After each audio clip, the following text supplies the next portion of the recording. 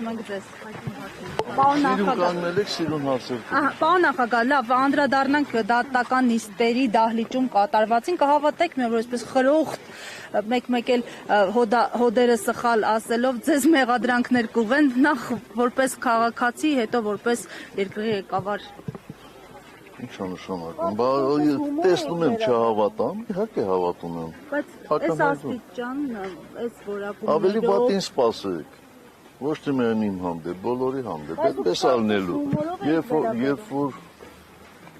դատախազը իրեն համարում է իշխանության մաս,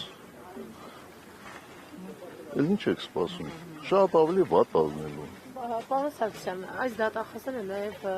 ուրիշներ, երկար տարիներ, որ աշխատել են քրթական մարմիններում դատախազությունում, նաև ձեր ժամանակ են աշխատել, ինչպիսի որակ է եղել ձեր ժամանակ դատախազությունում, որովհետև կա նաև այն ժամանակ ես հիշում եմ, որ նաև ձեզ էին մեղադրում դատավորներին թեկուզ պատվերներ տալու մեջ քաղաքական բանտարկյալներ, ասում էին, կա երկրում։ Կարծում եմ դուք ինչ-որ հավասարության նշան եք դնում, փորձում դնել, բայց դա ձեզ չի հաջողվում, որովհետև դուք չեք կարող մի օրինակ բերել, որ ինձ ասեին պատվեր տալու մեջ։ Չկա այդպիսի բան, չկար։ Պարոն նախագահ, հունվարի 28-ին ուղղված ձեր ուղերձում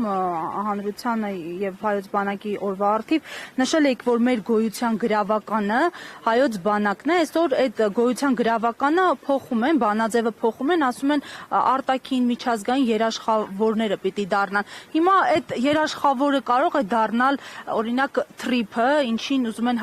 հավատացնել մեզ։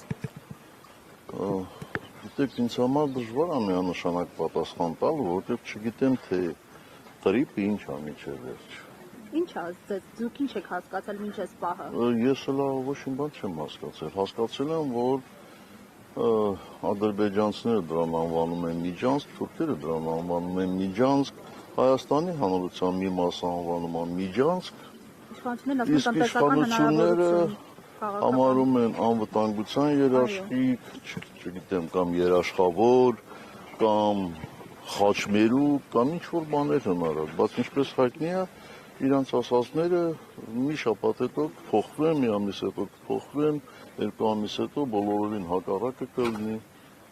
Շատ պարզ է, այսինքն իրանց ասածով չեն կարող։ Բայց ռիսկեր տեսնում եք, դուք օրինակ այս թրիփի, ինչպես տեսնում են շատ օրինակ մասնագետներ։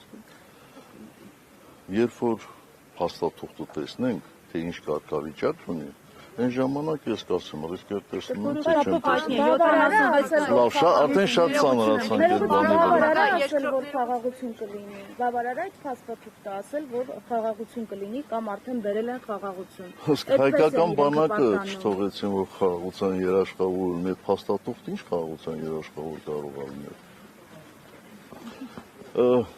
Ես հետևյալն եմ ասում, տնտեսական հարաբերությունները, ցանկացած տնտեսական գործունեություն կարող է ինչ-որ չափով նպաստել խաղաղությանը, բայց խաղաղության երաշխիք երբեք չի կարող լինել։ Խաղաղության երաշխիք կարող է լինել միայն ու միայն այն կառույցները, ովքեր դրա վրա ազդելու ունակություն ունեն մեծ։ Պարոն նախագահ, երկրորդ նախագահ Ռոբերտ Քոչարյանը ասուլիսում իր տված նշեց, որ 2026 թվականի հերթական ընտրությունները ըստ էության առանձնահատուկ են լինելու ի տարբերություն 2021 թվականի։ Դուք ինչ հույսեր ունեք 2026 թվականի հերթական ընտրություններից եւ արդյոք սպասում եք, որ այդ ընտրություններով հնարավոր է գլոբալ փոփոխություններ իրականացնել։ Դեռևս ինձ համար շուտ է դրամատական 26 թվականի ընտրությունները։ Մի քանի ամիսը մեզ համար կար ժամանակ չի, որովհետև մենք բոլոր շրջաններում, Երևանի բոլոր համայնքներում ունենք գրասենյակներ, ունենք կառույցներ, նրանք ովքեր չունեն այդ գրասենյակներն ու կառույցները, իհարկե պետք է իրենց գործը կատարեն, բայց մեզ ներքաշել այդ հիմա ինչ-որ այդ մարաֆոնի մեջ մենք չենք ուզում ներքաշվել։ Բայց քննարկել եք տարբերակ այլ ուժերի հետ միասնական դաշինքով մասնակցել ընտրությունների։ Ոչ,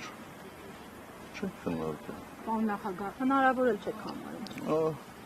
Կարծում եմ, որ չէ։ Պարոն նախագահ, ես ներողություն եմ խնդրում, քանի որ դատական նիստը սկսվում էր, պատմում էի դատական նիստին, ըստ էության իմ հարցը կիսատ մնաց։ Դրդապատճառներ առանց դրդապատճառի ըստ էության պարոն Կուտյանը դուք նշեցիք, որ ինքնասպան չէ լինի, դրդապատճառ պետք է լինի, որ ինքը գնար այդ քայլին։ Ձեր թույլտվությամբ ես մի վարկած, որը տևական ժամանակ այս տարիների ընթացքում շրջանառվում է, ասում էին պարոն Կուտոյանը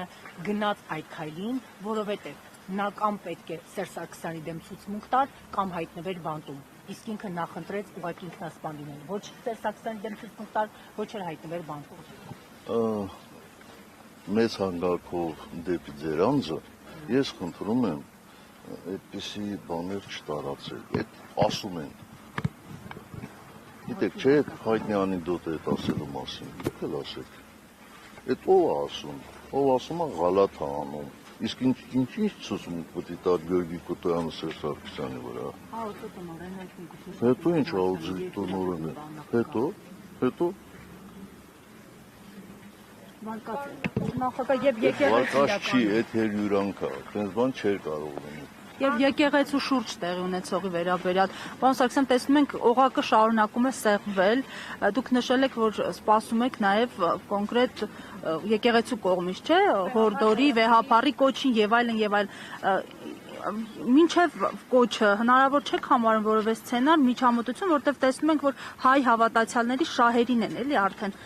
դիպչում։ Մենք ինչ միջամտություն պետք է ցուցաբերենք։ Նկատի ունեմ ոչ թե միջամտություն, այլ գոնե հանրային ինչ-որ կոնսենսուս, պաշտպանություն, պաշտպանական մասին է։ Ոչ միայն, բոլոր քաղաքական ուժերի։ Ախր ես ինչի՞ պետք է բոլոր քաղաքական ուժերի անունից խոսեմ։ Ամենամեծ ինստիտուցիոնալ գուցակցության ղեկավարն եք։ Մենք մնում ենք խոնար մեր եկեղեցու հանդեպ եւ ամեն կերպ մնալու ենք հավատարիմ մեր գաղափարներին։ Եկեղեցին կարծում եմ ունի բոլոր հնարավորությունները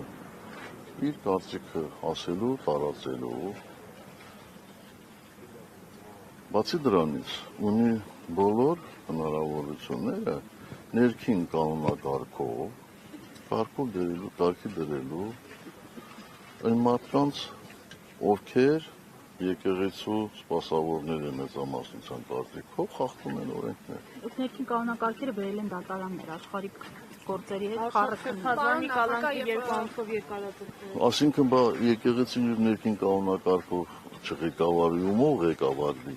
Լավ, հիմա ինչ եք ուզում։ Մենք էլ ենք այդ հարցնում էլի։ Ունեք ավտոմատ, այո վերցնենք գնանք։ Նիկոլ Փաշինյանի գործողություններում հանցակազմը տեսնում եք թե ոչ, շատերը կարծում են, որ Փաշինյանը գործակալ է, եթե գործակալ էր, ապա երբ որ իշխանության եք, ինչու չէիք կարողացել այդ վտանգը կանխել, ինչու չէիք կարողացել վտանգը չեզոքացնել։ Ախր դուք այնպեսի հարցեր եք տալիս, որ պատշաճ չի։ Եթեներով սկսում եք, հետո նորից եթեով։ Ինչ է նշանակում, ես չեմ կարող ասել, որ նա գործակալ է։ Մինչև չիմանամ, չտեսնեմ փաստաթուղթ, ապացույցներ չտեսնեմ։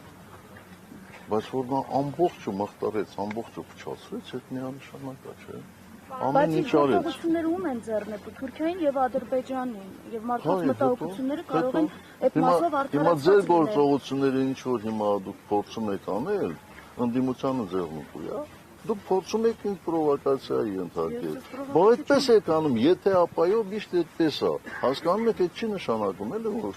ես ոնց ասեմ, որ թուրքական գործակալը, եթե ձեռից տակ փաստաթուղթ չկա։ Ոնց ասեմ։ Իսկ հանցակազմ պարունակում է, թե չէ, սահմանադրությունը վերից վար տապալվում է, հանցակազմ պարունակում է, թե չէ գործողությունները։ Ես հանցակազմ պարունակելու մասին չեմ կարող ասել, բայց կարող եմ ասել բազմաթիվ խախտումների մասին, եւ սահմանադրության եւ Հայաստանի Հանրապետության օրենքների։